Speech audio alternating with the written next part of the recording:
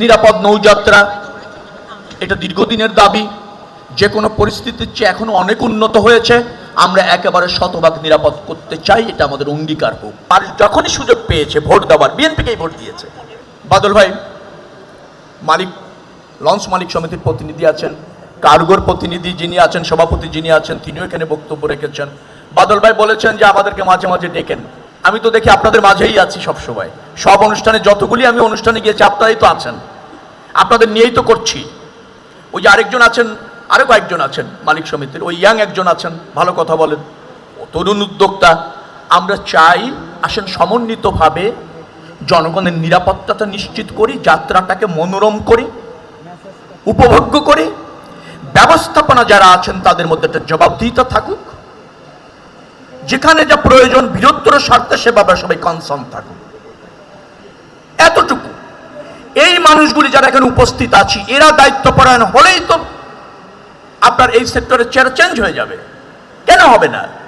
আমাদের সীমাবদ্ধতা আছে সক্ষমতার, কিন্তু যতটুকু সক্ষমতা আছে তার শতভাগ যদি আমরা করতে পারি, একদিন সব সীমাবদ্ধতা আমরা অতিক্রম করতে পারবো এবং জানবো। এভাবেই মানুষ সমাজের উন্নয়ন হয়েছে। আপনি ইউরোপ বলেন, আমেরিকা বলেন, যেখানে উন্নয়ন হয়েছে এভাবেই তারা শুরু করেছে। শুধু আপনার মেধা, আপনার শ্রম, আপনার যোগ্যতা, যেটা দিয়ে আপনি পারিবারিকভাবে কিছুটা নিরাপদ হয়েছেন, যারা কর্মকর্তারা আছেন, আমি নিশ্চিত তাদের পরিবার নিরাপদ আছে, বিশেষ করে আর্থিক জায়গা থেকে। বাকিটা যদি আর 5টি পরিবারকে আর্থিকভাবে সচ্ছল করে ব্যবস্থাপনার মাধ্যমে, সরাসরি অর্থ দিয়ে না, যদি আপনি এই কমিটমেন্টটা করেন, আমাদের এই দেশটা চেঞ্জ হয়ে যাবে। আসুন আমরা আমাদের মেধা এবং যোগ্যতাটাকে যে যেখানে আছি সেই পরিসরে কাজে লাগানোর চেষ্টা করি। ঈদ সমাগত, দীর্ঘদিন ধরে আপনারা চেষ্টা করছেন সামর্থ্যের শতভাগ নিয়ে। গতবারও ভালো করেছেন, অনাকাঙ্ক্ষিতভাবে একটা দুর্ঘটনা ঘটেছে। আমার বিশ্বাস এবার আমরা আরো বেশি সতর্ক থাকব এবং কি কি করব তা নিয়ে ইতিমধ্যে আমরা আলোচনা করেছি, সিদ্ধান্ত নিয়েছি। আমার ভালো লেগেছে যে আমাদের এখানে যারা মালিকরা আছেন, এ পর্যন্ত আমি তাদেরকে যেভাবে বোঝানোর চেষ্টা করেছি, আমার বিশ্বাস তারা বুঝেছেন এবং তারা করছেন। শ্রমিকদের যাদের সাথে কথা হয়েছে তারা শ্রম নির্ভর। গতবার যেমন হাতের ইজারার যারা আছে তাদের বলেছি যে তোমরা এই 7 দিনের জন্য কোনো চার্জ নিও না, ফ্রি শ্রম দিয়েছে অনেকে ক্যারি করার জন্য। এই যে স্যাক্রিফাইস, এই স্যাক্রিফাইসই পারবে আমাদেরকে লক্ষ্যে পৌঁছানোর জন্য। শ্রমিক জাতীয়তাবাদী দলের শ্রমিকরা এখানে স্লোগান দিয়েছেন, তারা এভাবে অভ্যস্ত।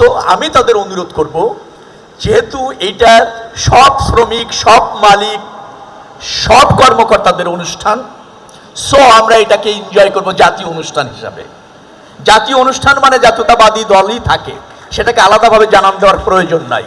কারণ জাতীয়তাবাদী দল এদেশের মানুষের সাথে সব ক্রাইসিসে ছিল, সব পরিস্থিতিতে ছিল, যার জন্য মানুষ যখনই সুযোগ পেয়েছে ভোট দেওয়ার, বিএনপিকেই ভোট দিয়েছে। তো এটার উপস্থিতি জানান দেওয়ার দরকার নাই। এখন আমরা রাষ্ট্রের হয়ে কাজ করছি, আমরা দলের হয়ে কাজ করছি না। দল দলের জায়গায় আছে, বাট জনগণ যেহেতু আমাদের উপর আস্থা রেখেছে, আমাদের দায়িত্ব রয়েছে যে যেখানে আছি রাষ্ট্র এবং জনগণের জন্য কাজ করবার জন্য। আমার ধারণা হচ্ছে যে আমরা আপনাদের সবার সহযোগিতায় যে কমিটমেন্ট নিয়ে বাংলাদেশ জাতীয়তাবাদী দল বিএনপি ক্ষমতায় এসেছে, সেই প্রত্যাশা মানুষের পূরণ করতে সক্ষম আমরা হব।